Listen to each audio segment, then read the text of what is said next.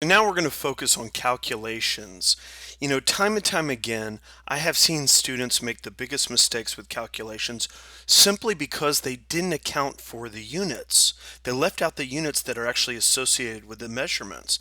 And leaving out the units, it's a good way to get into trouble when you're actually working problems. But if you keep the units in the problem and pay attention to them as the problem progresses, it's going to help determine if the answer is correctly presented. When physical quantities are subjected to mathematical operations, the units are carried along with the numbers and they undergo the same operations as the numbers. Keep in mind that quantities cannot be added, they can't be subtracted directly, that is unless that they have the same dimensions and also the same units. Units can be canceled during multiplication and or division operations. But the units of the answer must match the nature of the dimension. One way of looking at problems is